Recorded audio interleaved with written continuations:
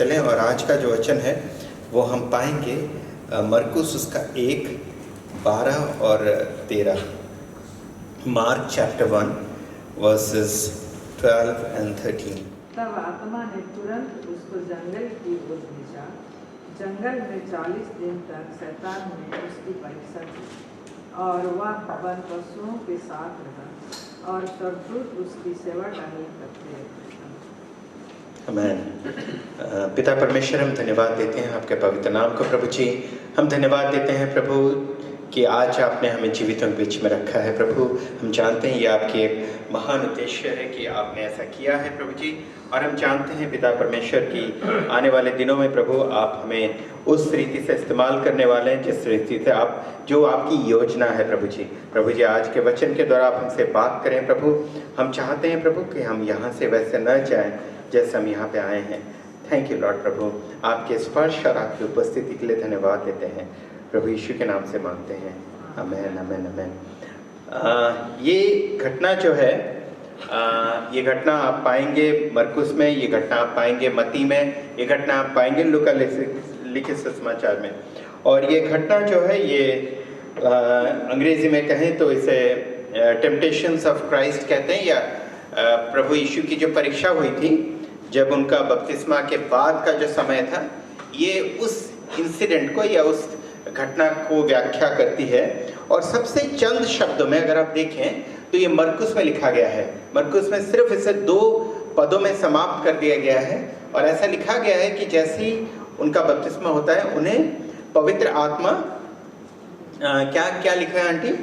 तब आत्मा ने तुरंत उसको जंगल की ओर भेजा। तुरंत, immediately the spirit led him towards the wilderness. तुरंत आत्मा ने प्रभु यीशु को जंगल की तरफ भेजा। और क्यों भेजा? जंगल में 40 दिन शैतान ने उनकी परीक्षा की। और जंगल इसलिए भेजा, यहाँ पे आप अगर मरकुस देखें और लूका लिखे सुसमाचार पढ़ेंगे तो उसमें ऐसा लिखा है कि जितने दिन तक प्रभु वहाँ पे उपवास करते रहे, पूरे दिनों 40 दिनों तक उनकी परीक्षा होती रही। हालांकि मत्ती में लिखा गया कि 40 दिन के अंत में हुआ उनकी परीक्षा, वो शैतान आके लिया है। लेकिन अगर अब लूका लिखित सुसमाचार में इसी घटना को पढ़ेंगे तो लिखा है पूरे 40 दिन वो प्रभु को परखता रहा, उनको परीक्षा करता रहा, उनको जांचता रहा, उनको परीक्षा में डालता रहा। और लेकिन लूका लिखित मरकुस में एक और चीज भी लिखा है कि प्रभु वहाँ पे अकेले नहीं थे। 2 चीजों का वर्णन है। प्रभु जब वहाँ पे थे, वहाँ पे जानवर भी थे, जंगली जानवर थे। वो एक मरुस्थल जगह था जहाँ पे शायद क्रेट होगा, सांप होंगे, बिच्छू होंगे और अन्य प्रकार के जानवर होंगे जो मरुस्थल में रह सकते हैं। और इसके अलावा वहाँ पे कुछ और लोग भी थे, या लोग तो नहीं कहूँगा, कुछ और भी थे जो प्रभु को प्रोत्साहित कर रहे थे, प्रभु को के साथ दे वर मिनिस्टरिंग टू गॉड। और वो थे दूत, स्वर्गदूत। तो जैसे जहाँ पे जानवरों की उपस्थिति थी वहाँ पे स्वर्गदूतों की उपस्थिति थी, वो प्रभु को मिनिस्टर कर रहे थे। कई बार जब हम प्रभु की घटनाओं के बारे में पढ़ते हैं वचन में, चाहे 4 गॉस्पेल्स हो या आगे पढ़ते हैं, तो अक्सर हमें लगता है कि प्रभु ने अंधों को चंगा आंखें दी है, प्रभु मुझे भी चंगा कर सकता है। प्रभु ने लंगड़े को चलाया है, प्रभु ने असंभव काम को संभव किया है, प्रभु मेरे लिए भी कर सकता है। लेकिन जब प्रभु के टेम्पटेशंस की बात आती है, प्रभु की परीक्षाओं की बात आती है, तो अक्सर हमारे मन में ये प्रश्न नहीं आता कि ये घटना क्यों लिखा गया और इसका मेरे साथ क्या तात्पर्य है। What does the temptation of Lord has any significance or relation with my day-to-day life? है क्या? आइए उस चीज को आज परखते हैं और जानने की कोशिश करते हैं कि प्रभु की उस घटना का, उस 40 दिन में प्रभु ने क्या किया, उससे मेरे आज के जीवन में प्रभु क्या करवाना चाहते हैं, उससे हमें बहुत कुछ उत्तर मिलेगा। पहला चीज जो हम देखते हैं वो ये है कि प्रभु यीशु का जैसा बपतिस्मा होता है, जैसे यूहन्ना बपतिस्मा उनको बपतिस्मा देते हैं, तो तुरंत जैसे वो निकलते हैं, हम जानते हैं वचन में लिखा है कि पवित्र आत्मा का उन पे प्रकटीकरण होता है, वो उन पे उतर आते हैं। कहीं पे एक डव की तरह लिखा है और कहीं पे लिखा है कि वो उतर आए। यूहन्ना में लिखा है कि वो उतर आते हैं और उतरते हुए यूहन्ना ने देखा अपने आंखों से। प्रभु के ऊपर पवित्र आत्मा का डिसेंट होता है या उन पे उतर आते हैं और फिर तुरंत उन्हें विल्डरनेस की तरफ ले लिया जाता है। यानी कि पहला चीज जो प्रभु के साथ होता है जब उन पे पवित्र आत्मा आते हैं, वो पहला चीज जो होता है कि उन्हें विल्डरनेस की तरफ लिया जाता है। पहला चीज जो होता है वो उनका जीवन आराम से नहीं कटता है। The first thing that happens to him is the taste of wilderness। पहला चीज जो प्रभु के साथ होता है जब उनमें पवित्र आत्मा की भरपूरी होती है, वो पहला चीज जो होता है वो विल्डरनेस की उनकी यात्रा होती है। हमें लगता है कि जब हम पवित्र आत्मा पाते हैं तो हमारा जीवन आरामदायक हो जाएगा, लेकिन प्रभु हमें बताने की कोशिश करते हैं the more you have my spirit, the more you will be tested, the more you will be tempted। और प्रभु की शुरुआत वहां से होती है। He is immediately led towards wilderness। और जैसे ही वो विल्डरनेस में जाते हैं, हम जानते हैं वो 40 दिन तक ना कुछ खाते हैं ना कुछ पीते हैं, वो उपवास करते हैं और प्रार्थना करते हैं। और क्यों करते हैं? क्योंकि उनकी जो योजना थी, उनकी जो मिनिस्ट्री थी, वो उनका फाउंडेशन था। वो तुरंत जैसे पवित्र आत्मा से उनका बपतिस्मा होता है, वो तुरंत उसके बाद अपना आश्चर्य कार्य करना शुरू नहीं कर देते हैं। He prepares himself। प्रभु अपने मिनिस्ट्री के लिए तैयार होते हैं। आप और मैं, प्रभु कह रहे हैं कि हम सबके लिए प्रभु ने एक मिनिस्ट्री रखा है, but we need to prepare ourselves for that. हमें उसके लिए तैयारी करने की जरूरत है। कई बार मन में प्रश्न आता है कि प्रभु अगर तूने मेरे लिए मिनिस्ट्री रखा है या मेरे लिए कोई योजना रखा है तो मेरे जीवन में अब तक आया क्यों नहीं? बहुत सारे प्रोफेसीज हुए हैं लेकिन अभी तक आया क्यों नहीं? शायद मैं अपने आप को तैयार नहीं किया उस तरह जो प्रभु मेरे से उम्मीद करता है। And God is telling you and me today कि हम अपने आप को जैसे प्रभु यीशु ने तैयार किया, प्रभु यीशु कहीं नहीं गए। बपतिस्मा पाने के बाद जैसी पवित्र आत्मा है, प्रभु यीशु को पता चल गया होगा कि now I have been empowered by my father God, I can start my ministry. लेकिन नहीं, पवित्र आत्मा ने उनको लीड किया जंगल की तरफ। प्रभु यीशु अपनी तरफ से नहीं गए। और अगर आप यूहन्ना में पढ़ेंगे, मत्ती में पढ़ेंगे तो लिखा है, मत्ती का अगर 4:1 देखें, तब आत्मा यीशु को जंगल में ले गया ताकि इब्लिस से उसकी परीक्षा। देखिए तो पवित्र आत्मा जंगल में इसलिए लेके गया ताकि शैतान परीक्षा कर सके। हालेलुया। हम सोचते हैं कि हमें जब पवित्र आत्मा आती है और हम जब एम्पावर्ड होते हैं, will not be tempted, will not be defeated by God. No, he was not defeating God but he was testing God. और वही चीज प्रभु हमें सतर्क करने की कोशिश कर रहे हैं। मेरे बच्चों, जैसे ही तुम में पवित्र आत्मा आए, जैसे तुम्हें मेरा सामर्थ्य आए, यकीन मानो तुम्हारे जीवन में परीक्षा बढ़ जाएगी। और अगर तुम्हारे जीवन में परीक्षा है जो आज है, वो यकीन मानो कि उसका मतलब है कि प्रभु तुम्हारे साथ है। प्रभु आपसे मुझसे ये कह रहे हैं, बेटा मेरी बेटी, अगर तेरे जीवन में भी परीक्षा है, अगर तू चैलेंज से जूझ रहा है, अगर तू ऐसी चीजों का सामना कर रहा है जो तेरे को लग रहा है तेरे लिए बहुत है, तो यकीन मान मैं तेरे साथ हूँ। तेरे को वो परीक्षा इसलिए डालने की कोशिश कर रहा है, इसलिए तेरे को परख रहा है क्योंकि वो जानता है तेरे अंदर कौन है। Hallelujah, hallelujah. और वो यही योजना, यही चीज वो करना चाहता था प्रभु यीशु के साथ। तो जैसे ही उसे पता चला, तो पिता परमेश्वर को पता था, या यूं कहें पवित्र आत्मा को पता था कि प्रभु यीशु की तैयारी कैसे होगी मिनिस्ट्री के लिए। तो पवित्र आत्मा उनको खींच के ले जाते हैं ताकि शैतान उनकी परीक्षा ले सके। But look at the confidence that Holy Spirit had in Lord Jesus, and God expects that confidence in us कि मेरा बेटा मेरी बेटी जब मेरे आत्मा से भरेगा तो शैतान के परीक्षाओं के पर वो विजय पाएगा। हालेलुया। उसे शैतान जितनी भी परख ले वो हमेशा विजय निकलेगा। Hallelujah, hallelujah. और इसी चीज को दर्शाने के लिए, इसी चीज को सिखाने के लिए ये वचन हमें बताता है कि जब पवित्र आत्मा से वो भर जाते हैं, वो तुरंत विल्डरनेस की तरफ जाते हैं ताकि उन पे, उनके कार्यों पे, उनके प्रार्थनाओं पे, उनके उपवासों पे हर दिन परीक्षा हो। Every day he was tested. लेकिन हम सिर्फ उन 3 परीक्षाओं के बारे में बात करेंगे और समझने की कोशिश करेंगे कि उसका हमारे जीवन के साथ क्या रिश्ता है। हालेलुया। और हम देखते हैं, हम आगे बढ़ेंगे। और पहला जब प्रभु यीशु का खत्म होता है, उपवास जस्ट खत्म होने वाला होता है उपवास, तो शैतान आता है। और शैतान उनके फिजिकल कंडीशन को जानता था। शैतान जानता था कि इस इंसान ने 40 दिन तक ना कुछ खाया है ना कुछ पिया है। तो पहला चीज जो किया, वो आके बोलता नहीं है कि तुम इसको, क्या कहता है, उसका पहला परीक्षा क्या था हम जानते हैं, इस पत्थर को रोटी बना दो। But he doesn't start like that. आप अगर उसके शब्दों को देखें तो वो उसके शब्द शुरू होते हैं, अगर तू परमेश्वर का पुत्र है, वो वहां से शुरू करता है। और वो क्यों करता है प्रियो पता है? आप इस वचन को पढ़ें, मत्ती लिखित सुसमाचार 3:17। और देखो यह आकाशवाणी हुई, यह मेरा प्रिय पुत्र है जिससे मैं अत्यंत प्रसन्न हूँ। आमेन। और फिर लूका लिखित सुसमाचार उसका 3:22 देखें। और पवित्र आत्मा शारीरिक रूप में कबूतर के समान उस पर उतरा और यह आकाशवाणी हुई, तू मेरा प्रिय पुत्र है, मैं तुझसे प्रसन्न हूँ। आमेन। कहीं पे लिखा नहीं है कि प्रभु यीशु डिक्लेयर करते हैं इसके बाद, बपतिस्मा के बाद, कि मैं उनका पुत्र हूँ। ये आकाशवाणी होता है, God the father declares that he is my son. कहीं पे प्रभु यीशु नहीं डिक्लेयर करते हैं कि मैं पिता परमेश्वर का पुत्र हूँ।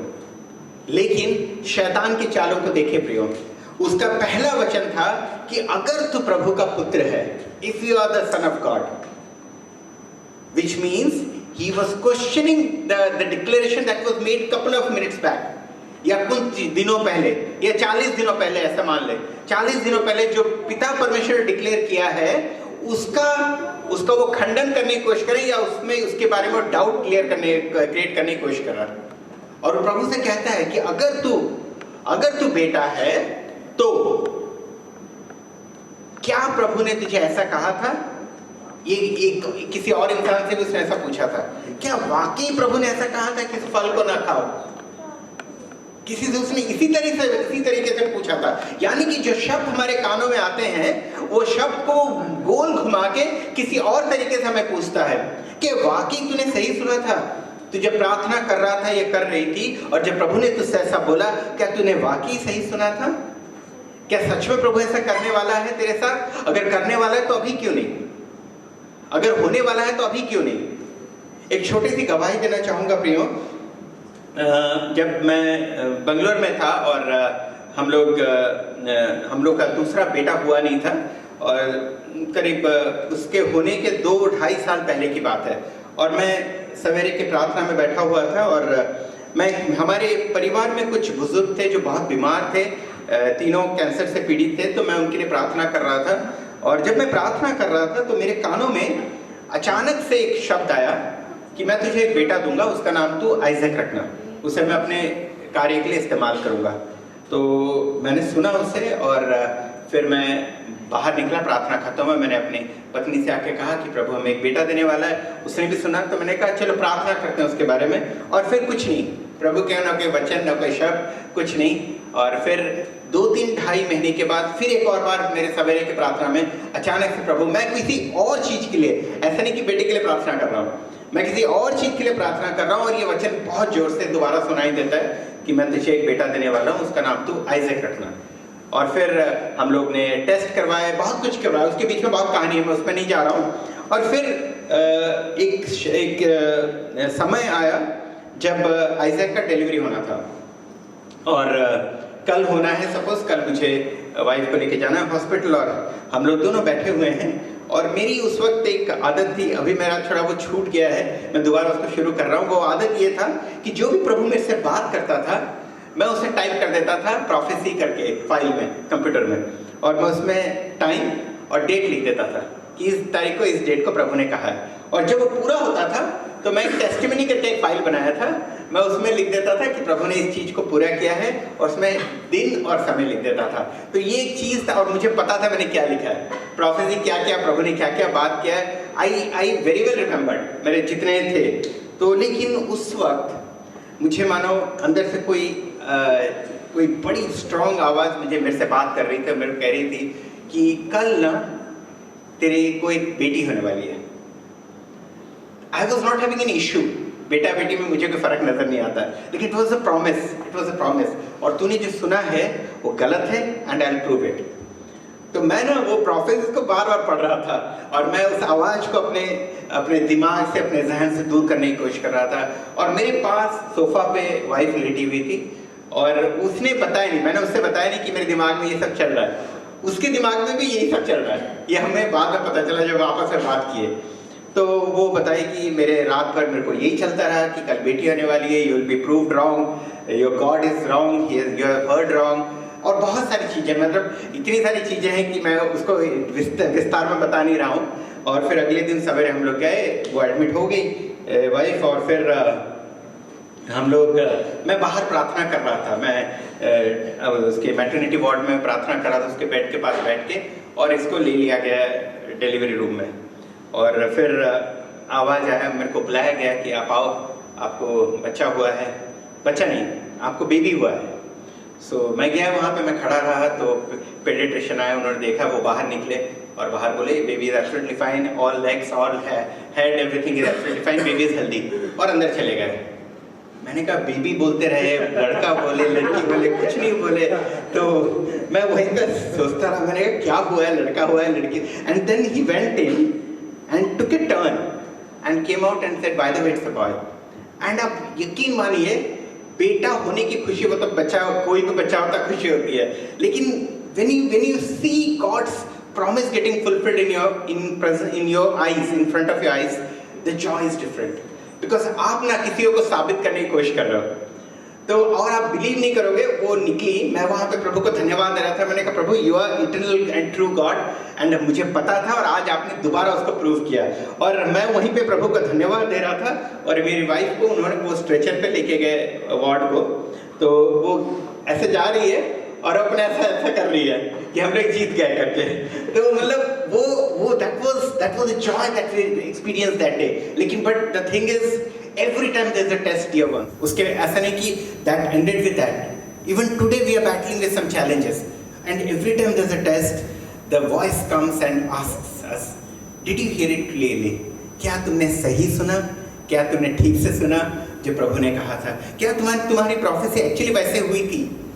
क्या वाकई ये सारी चीज़ें तुम्हारे जीवन में लिखा है? और ये सारी चीज़ें हमें भ्रमित करने की कोशिश करती है, क्योंकि यही एक तरीका है।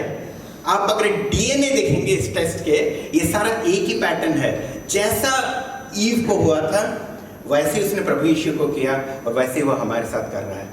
तो और प्रभु वहाँ पे, वो प्रभु से सिर्फ ये नहीं करता है, सिर्फ पूछता नहीं है कि क्या तू बेटा है प्रभु का, प्रभु उत्तर नहीं देते हैं। जो वो बोलता है क्या तू वाकई पिता खुदा का बेटा है, प्रभु कुछ नहीं बोलते कि हाँ मैं बेटा हूँ, because God knew who he was, and he might be asking you and me every day कि क्या तुम वाकई बेटे हो, क्या तुम वाकई बेटी हो तो तुम ऐसे दुख में क्यों पड़ी हो तो तुम्हारी निजात क्यों नहीं मिला है, हो तो तुम्हारा जंजीर क्यों नहीं टूटा है, हो तो तुम्हारे फाइनेंशियल ब्लेसिंग्स क्यों नहीं आए हैं, हो तो तुम्हारे आसपास के जो लोग हैं जो जीवित परमेश्वर को नहीं जानते, how come they are more blessed than you, तुम क्या वाकई जीवित खुदा के बेटे हो? And all this questions come in a pattern that has been happening since ages. तो खुदा को वो बोलता है कि क्या तुम हो, अगर हो तो इस पत्थर को आदेश दो। लुका 4:3 देखें।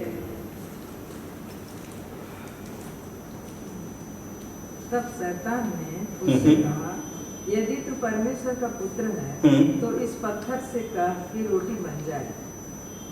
यदि तू परमेश्वर का पुत्र है, that was the first part. और दूसरा पार्ट जो है, इस पत्थर से कहे रोटी बन जाए। आपको क्या लगता है प्रियो, जब आप इसको पढ़ते हैं इस वचन को, क्या प्रभु के पास ये सामर्थ्य नहीं था उसको रोटी बनाने का? था।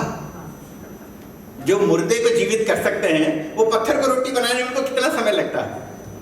But what was he trying to do? आपको क्या लगता है शैतान क्या करने की कोशिश कर रहा था वहां पे?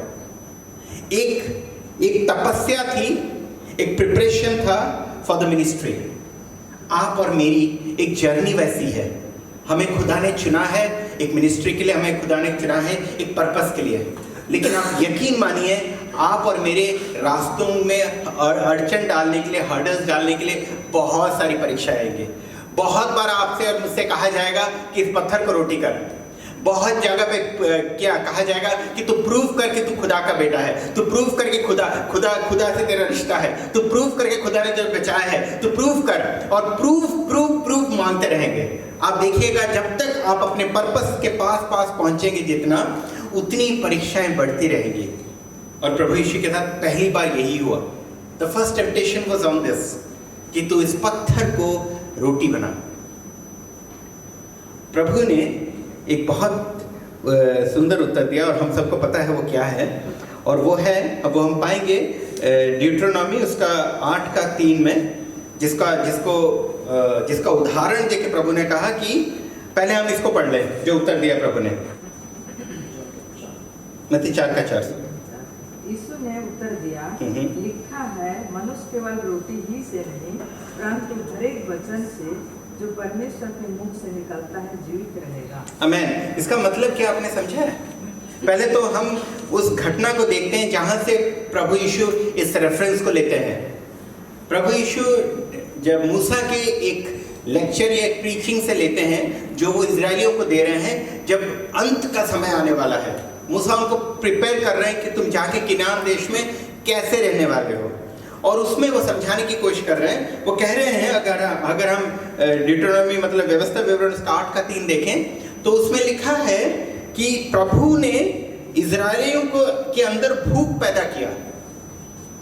आप पढ़े उसको 8:3।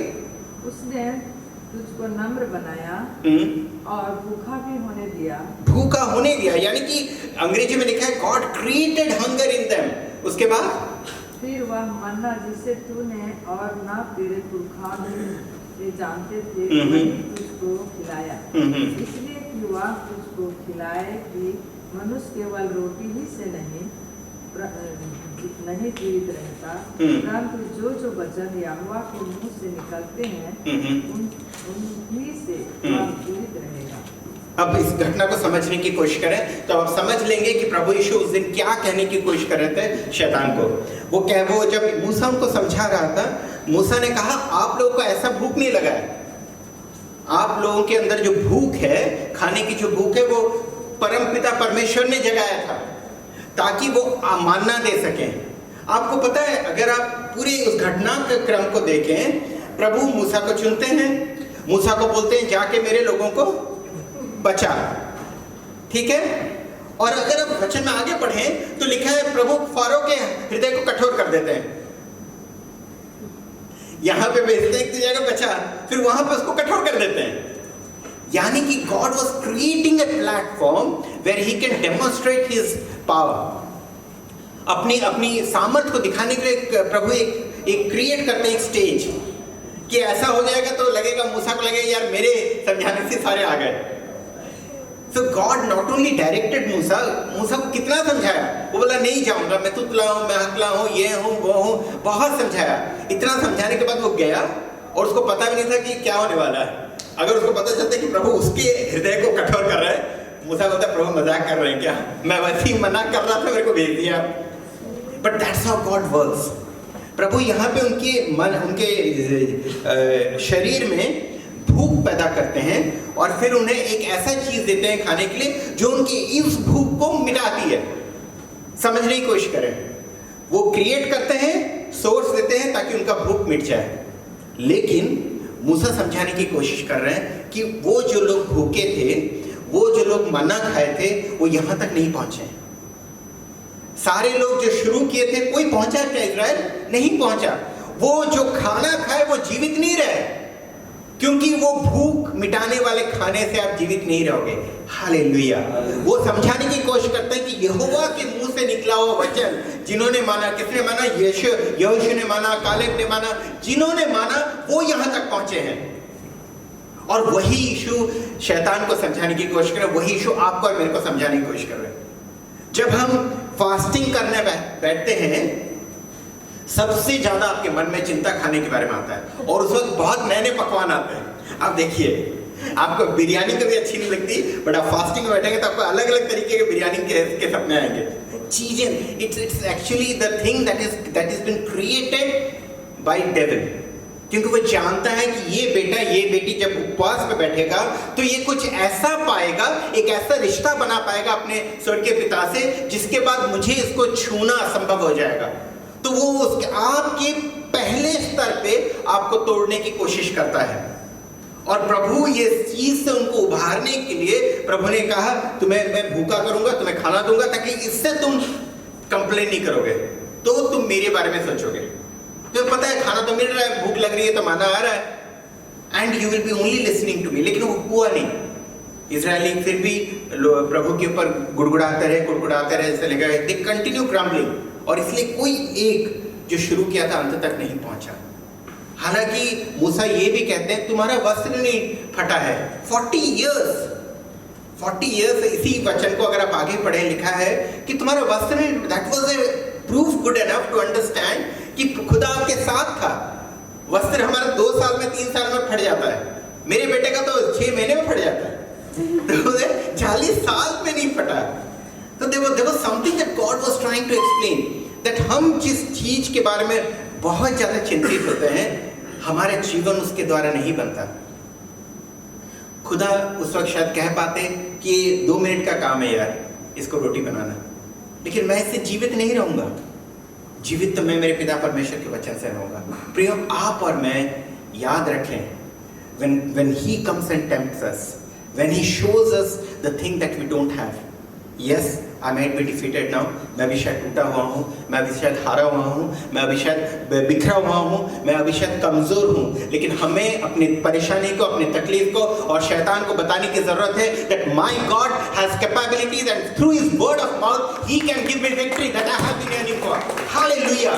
वो ही मुझे विजय देगा, क्योंकि फिलिपियों में लिखा है, फिलिपियों के 4 का कितने में लिखा है? फिलिपियों के 4 का 12-13 में लिखा है कि I can do all things through Christ Jesus who strengthens me. Hallelujah!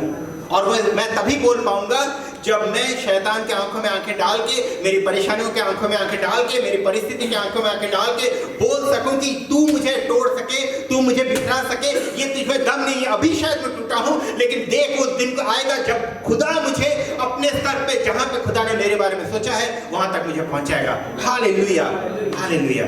And God was teaching us that the same thing. खुदा हमें पहले परीक्षा से यही बताने की कोशिश कर रहे थे, खाने के पीछे उन चीजों पे, वो कमजोरी जो फिजिकल कमजोरी हम जिसे कहते हैं, उसके पीछे मत भागो।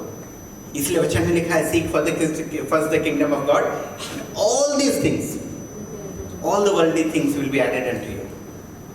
आई नो पीपल, मैं खुदा के दासों के बारे में जानता हूं जो 40 दिन 2 महीने तक बिना पानी बिना खाना के जीवित रहे। I know them, I have seen them personally in Bangalore, I have seen them in Chandigarh. मैं देखा ऐसे लोगों से मिला, और आप उनको देख के जान नहीं पाएंगे फास्टिंग में। वो जबरदस्त फास्टिंग में रहते हैं, वो वाटर फास्टिंग करते हैं, उसको खाने को तो भूल जाइए, पानी भी नहीं पीते हैं, लेकिन खुदा उनको सामर्थ देता है, ताकत देता है। हमें समझने की जरूरत है कि आज जो मेरे पास नहीं है वो हमेशा मुझसे दूर नहीं रहेगा।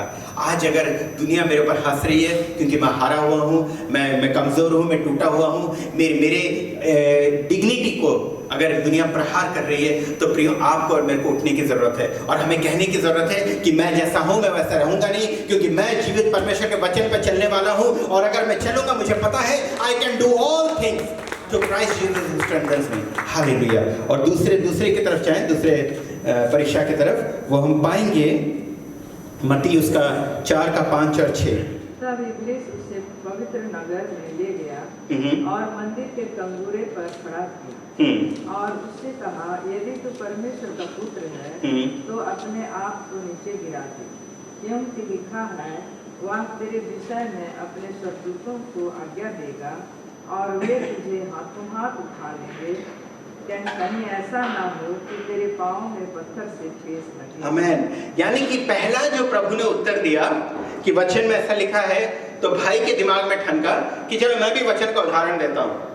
वो प्रभु यीशु को जेरूसलम ले जाता है, और भजन संगीता कितना है वो, जहाँ पे हमारे पाँव नहीं ठोकर खाएंगे, 91 के 11 और 12 में लिखा है।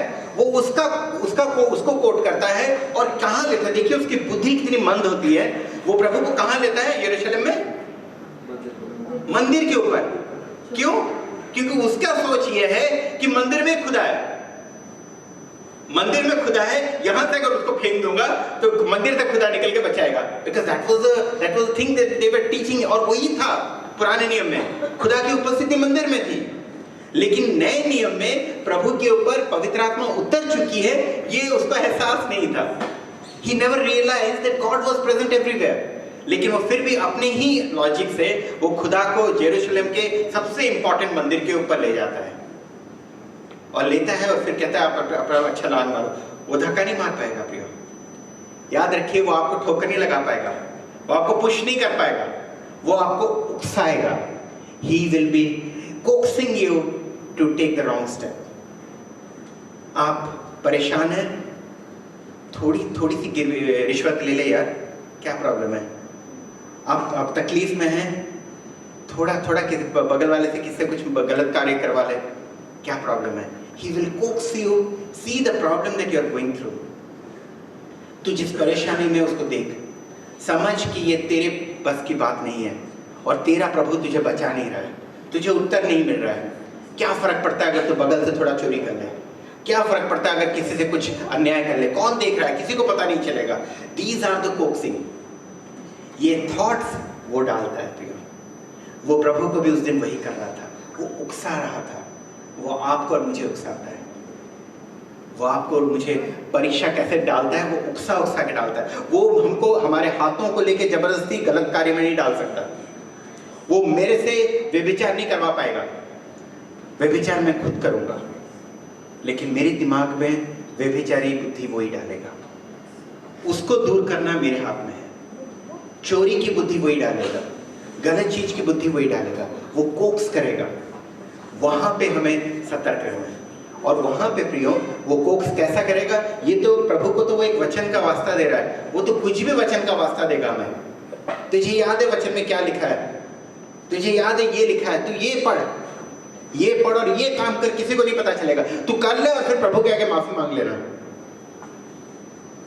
हमें कई बार ऐसे हुआ होगा, कर ले एक बार, कर ले, कोई प्रॉब्लम नहीं, अभी तेरी सिचुएशन, तेरी परेशानी इतनी गंभीर है कि तेरे को इस रास्ते के अलावा कोई रास्ता नजर नहीं आएगा, और फिर प्रभु के आगे माफी मांग लेना, उपवास कर लेना। वचन में तो लिखा है कि प्रभु 7 से 7 कितना 70 बार माफ कर दें। प्रभु की वो ये लॉ है। So he will coax you, and that's what he was doing with Lord Jesus Christ that day. कि अगर तू, यहाँ पे भी वो सवाल से ही करता है, यहाँ पे प्रभु की आइडेंटिटी को परखता है।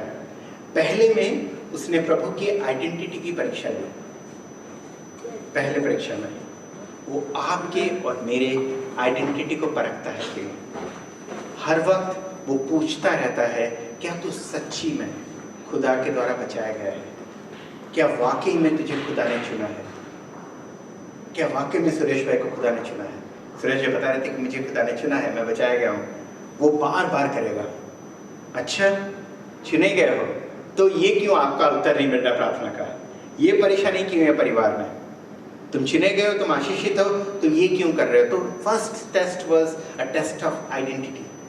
Temptations where you will be tested whether you are truly a God's child. दूसरी जो परीक्षा है वो खुदा का, आपका प्यार का है। वो वही परीक्षा ले रहा था।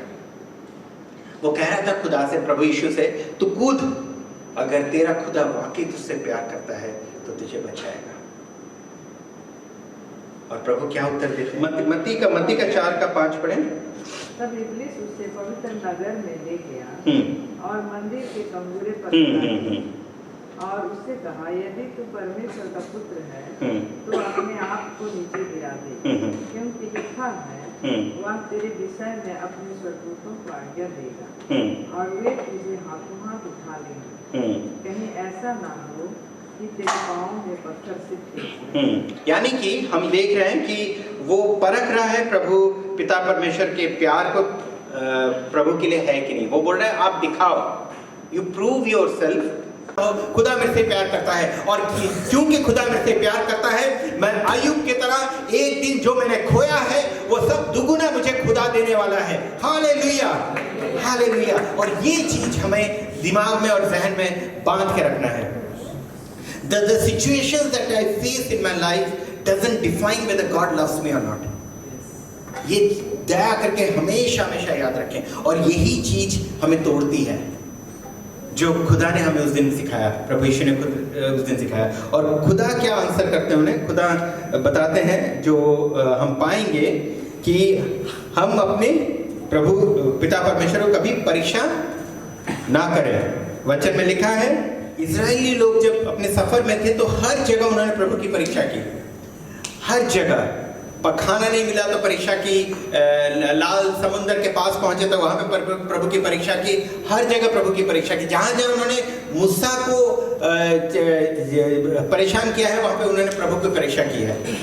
और हमें प्रभु कहते हैं कि इससे तुम बचो, don't test me, because I know what I am. मेरी परीक्षा मत करो, मुझे पता है मैंने तुम्हारे लिए क्या सोचा है, मुझे पता है मैंने तुम्हारे लिए, यिर्मयाह का 29:11 कहता है अच्छे फ्यूचर के बारे में सोचा है। I have good plans for you, so leave it to me, don't test me. God, how can this happen? I don't have to ask God about it. ये मेरे जीवन में कैसे हुआ, मुझे प्रश्न करने का कोई हक नहीं बनता, और मुझे प्रभु को परीक्षा करने का कोई हक नहीं बनता।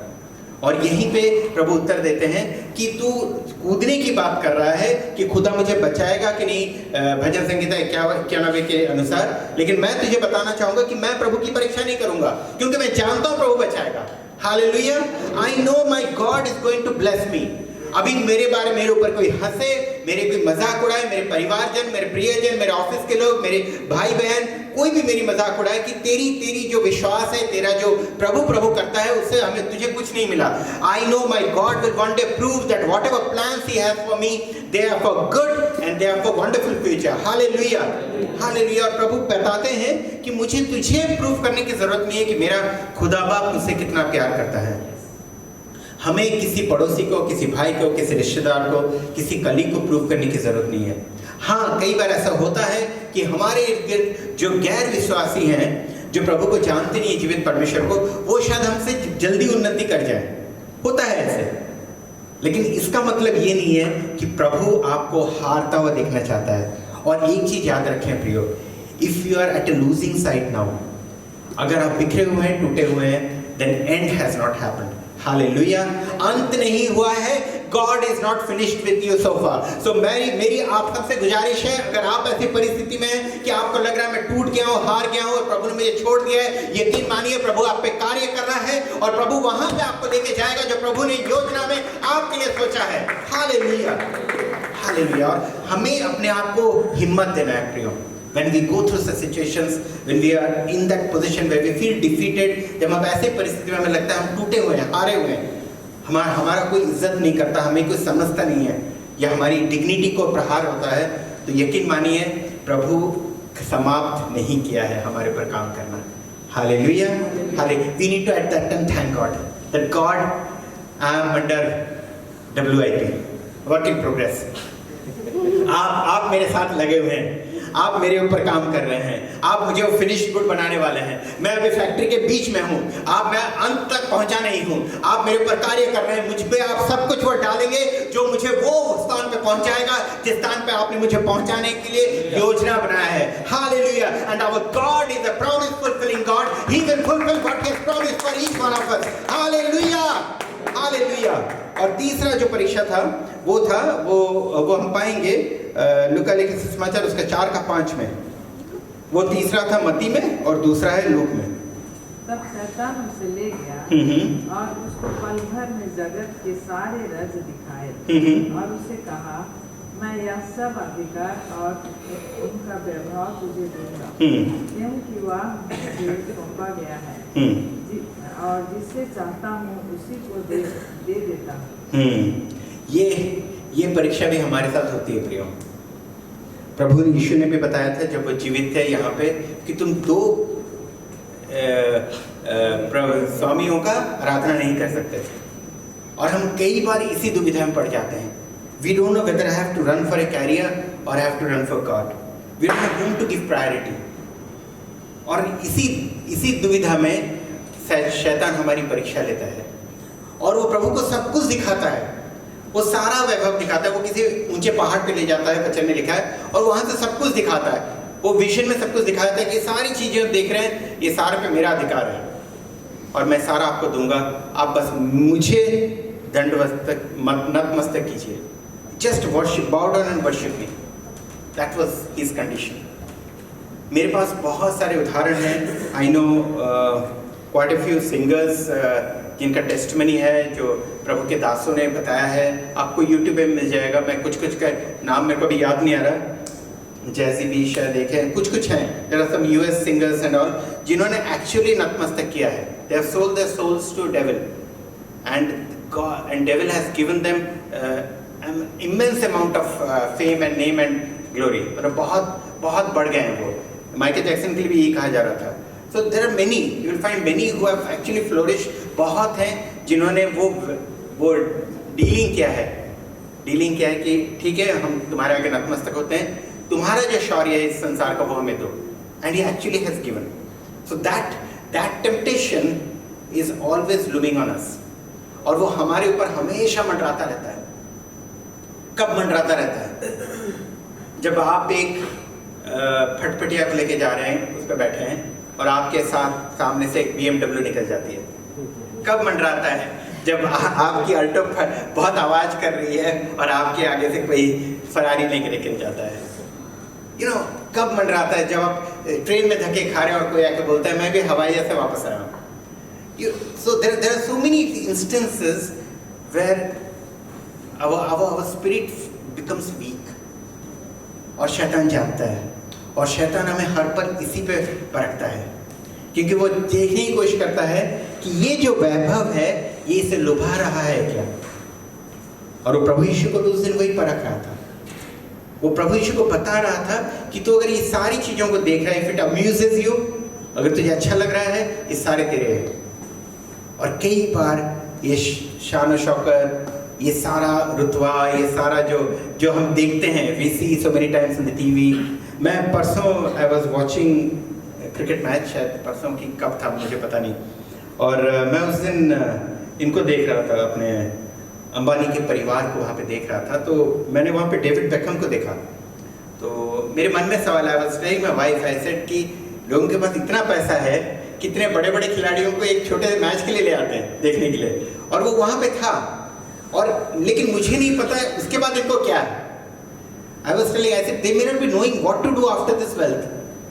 और ये जो शान शौकत, ये जो चीज़ है, ये कई बार हमें अंधा कर देती है. It actually makes us think that काश,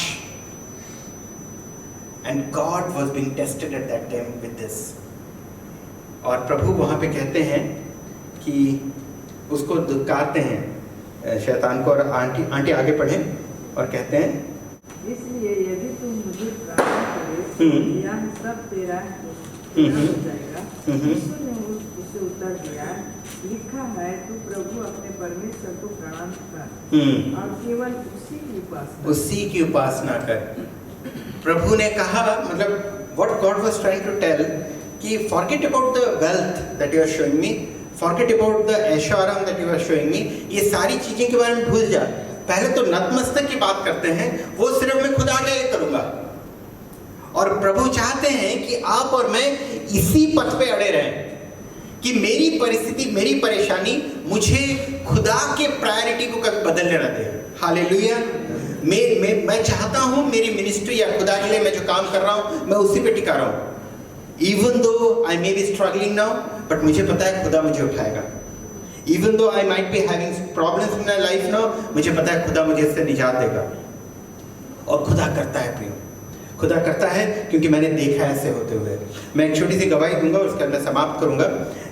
एक प्रभु के दास थे केरला के, मैं उनका नाम नहीं लेना चाहता. वो उनका मैंने बहुत बार वचन सुना था, मैं जब बेंगलोर में था, और वो एक बार गवाही दे रहे थे कि वो अपने परिवार से अलग हुए और वो कश्मीर गए मिनिस्ट्री के लिए. और कश्मीर में उनकी काफ़ी परेशानी थी और वो काफ़ी तकलीफ़ों से गुजर रहे थे. और इतने में क्या हुआ कि उनकी जो दूसरी बेटी थी वो मेंटली रिटार्डेड थी, या डेवलपमेंट कम था थोड़ा सा शारीरिक रूप से, और बहुत परेशान थे पिता माता इसके लिए. और प्रार्थना किए, उन्होंने उस पर हाथ रखा. दोनों वो जो प्रभु के दास थे वो और उनकी पत्नी ने बहुत प्रार्थना की उस पर, और उसको साइकिल में लेके, बोले हर दिन, मैं बाकी बच्चों को नहीं लेता था, इसको लेके जाता था साइकिल में, स्कूल पे छोड़ता था, नज़र रखता था इस पे और इसको वापस लेके आता था, क्योंकि मुझे पता था कि इसको मेरी ज़रूरत है. और ये लोग चिंतित थे कि जैसे इसी बड़ी होगी इसका क्या होगा. और ये प्रार्थना करते थे, लेकिन इनका विश्वास अपरंपार था। इनको पता था कि प्रभु हम आपकी योजना के अनुसार यहाँ पे आए हैं, हम तकलीफ में हैं, हम परेशानी में, हम गरीबी में हैं, लेकिन हम जानते हैं, और इस बेटी का शायद ट्रीटमेंट के लिए हमारे पास पैसा नहीं है, लेकिन हम जानते हैं तूने इसे दिया है और तू इसे ठीक करेगा। और प्रियो, जब वो गवाही दे रहे थे, वो रो पड़ रहे थे, वो स्टेज पे रो पड़ रहे थे, जब गवाही दे रहे थे पुलपिट पे, और वो बता रहे थे कि धीरे धीरे बढ़ती गई, और ये कब इसको प्रभु ने पूरी तरह चंगा कर दिया हमें पता नहीं चला। और वो जब गवाही दे रहे थे, बोले वो यूएस में है अभी, और वो पास्टर एक बहुत बड़े चर्च में, वो उसके बाद उसने 3 डिग्रियां की। She did 3 PhDs। एक बेटी जो शारीरिक रूप से कम डेवलप थी, खुदा ने उसको उस औहदे पे पहुंचाया। तो खुदा अपने तरीके से करता है, लेकिन वहां पे प्रायोरिटी उन्होंने खुदा को दिया। और खुदा ये देखना चाहता है कि जब मेरा सफर परेशानी भरा हो, जब मेरा सफर तंग हो, जब मेरा सफर एक ऐसे पटरी से गुजर रहा हो जो सीधा नहीं है, वहां पे मैं प्रायोरिटी किसे दे रहा हूं। हालेलुया। प्रभु यीशु बताते हैं अपने तीसरे टेम्पटेशन में कि मैं सिर्फ मेरे खुदा बाप के आगे ही झुकूंगा और किसी के आगे नहीं। हालेलुया। और उसको दुत्कारते हैं। लेकिन एक 13वें पद पढ़ें और उसके बाद हम समाप्त करेंगे। लूका 4 का 13वां पद। जब शैतान सब परीक्षा कर चुका, तब कुछ समय के लिए उसके पास से चला गया। कुछ समय के लिए चला गया, लेकिन अगर आप इसका इंग्लिश वर्जन पढ़ेंगे तो उसमें लिखा है कि जैसे उसने सारे टेम्पटेशंस आजमा लिए, he went away for a opportune time. लिखा है वो अपने एक समय के लिए वो इंतजार करता रहा, और वो आज भी इंतजार कर रहा है प्रियो, आपके और मेरे जीवन में ये सारी परीक्षाओं को डाल के। खुदा ने उस दिन क्या किया पता है प्रियो? खुदा ने हमें बताया कि तुम जब तक रहोगे इस दुनिया में, हम पढ़ते हैं उस पद को, उसके बाद हम समाप्त करेंगे। हम ये पाएंगे यूहन्ना उसका 16 उसका 33, यूहन्ना का 16 का 33। मैंने ये बातें तुमसे इसलिए कही हैं कि तुम्हें उसमें शांति मिले। संसार में तुम्हें क्लेश होता है, परंतु ढाढ़स बांधो, मैंने संसार को जीत लिया है। आमेन। प्रभु यीशु ने कैसे जीता है पता है प्रियो? यहाँ से शुरू हुई थी, विल्डरनेस से। प्रभु ने कहा है मेरे प्रियो, तुम जिन जिन परीक्षाओं को झेलोगे, ये क्लेश का शब्द प्रभु ने इस्तेमाल किया है। प्रभु ने कहा है कि तुम जितने दिन इस संसार में जीवित रहोगे, क्लेश आएंगी, क्योंकि हर दिन वो he is watching out, he is finding out for an opportune time. हर दिन वो परखने के लिए आएगा, हर दिन वो परीक्षा लेने के लिए आएगा, हर दिन क्लेश रहेगा। और जब तक तुम संसार में जीवित रहोगे, क्लेश आते रहेंगे, लेकिन ढाढ़स बांधो, बी ऑफ गुड चीयर लिखा अंग्रेजी में। Be happy, be joyful. अब मैं जॉयफुल कैसे रहूं जब मेरी परीक्षा हो रही है? क्यों? क्योंकि मुझे विश्वास है कि मैं इस पे विजय पाऊंगा। क्यों पाऊंगा? क्योंकि मेरे जीवित परमेश्वर उस सारों पे विजय पा चुके हैं। Hallelujah, hallelujah. इसलिए वो कहते हैं बी ऑफ गुड चीयर, खुश रहो, आनंदित रहो, क्योंकि ये सारी चीजों पे मैंने जय पाया है, तो तुम भी जय पाओगे। हालेलुया। प्रियो, हम जो भी परीक्षा से क्यों न गुजर रहे हो, हमें याद रखने की जरूरत है कि सारी चीजों पे प्रभु जय पा चुके हैं। आपकी और मेरी परेशानी को आज हम प्रभु के आगे समर्पित करते हैं। आपके और मेरे क्लेश को, आपके मेरे समस्या को हम प्रभु के आगे समर्पित करेंगे। और इन परीक्षाओं के बारे में हमने जो भी कुछ सीखा, जो भी पवित्र आत्मा ने आपसे और मुझसे बात किया है, उसको जहन में रख के हम प्रभु के आगे प्रार्थना करेंगे। आइए एक क्षण के लिए अपने आंखों को बंद करें। पिता परमेश्वर, हम धन्यवाद देते हैं प्रभु जी, हम धन्यवाद देते हैं क्योंकि हमारी कोई भी परेशानी प्रभु आपसे बड़ी नहीं है। हमारी कोई भी समस्या, हमारी कोई भी परीक्षा, कोई भी प्रभु तूफान हमारे जीवन में जो है वो आपसे बड़ा नहीं है प्रभु जी। और हम धन्यवाद देते हैं इसलिए भी प्रभु कि हम इन सब पे जो हमारे जीवन में अभी है प्रभु जी, जिस परीक्षाओं का, जिस तूफानों का, जिस समस्याओं का हम सामना भी कर रहे हैं प्रभु जी हमारे जीवन में, आप हमें उससे विजय दे चुके हैं। क्योंकि आपका वचन यूहन्ना 16:33 में कहता है कि हम आनंदित रहेंगे, हम उल्लासित रहेंगे, हम खुश रहेंगे, क्योंकि इन सारी परीक्षाओं से आपने हमें विजय दिया है। Thank you Jesus. और हम इसे रिसीव करते हैं पिता परमेश्वर, हम इसे ग्रहण करते हैं। हम जानते हैं प्रभु, अभी शायद हमारी परिस्थिति ना बदली हो, लेकिन आने वाले दिनों में प्रभु आप हमारे प्रार्थनाओं का उत्तर, हमारे सारे आंसुओं भरे प्रार्थनाओं का उत्तर आप अपनी योजना के अनुसार हमारे जीवन में पूरा करने वाले हैं। और ये प्रभु आपके नाम से यस और आमेन है प्रभु जी। Thank you Jesus. प्रभु जी आपने हम में से हर एक से बात किया, इसलिए धन्यवाद देते हैं प्रभु। हम एक एक भाई बहन को आपके हाथों समर्पित करते हैं। हम धन्यवाद देते हैं प्रभु जी इस सुंदर शाम के लिए प्रभु। आप हमें अब से लेके प्रभु अंत तक, जब भी हम टूटें, जब भी हम बिखरें, जब भी हमारी सामना हो प्रभु एक नए तूफान से प्रभु, आप हमें याद दिलाएं प्रभु जी कि ये सारों पे आपने विजय पाया है। आपने प्रार्थना सुन और उत्तर दिया, इसलिए सारा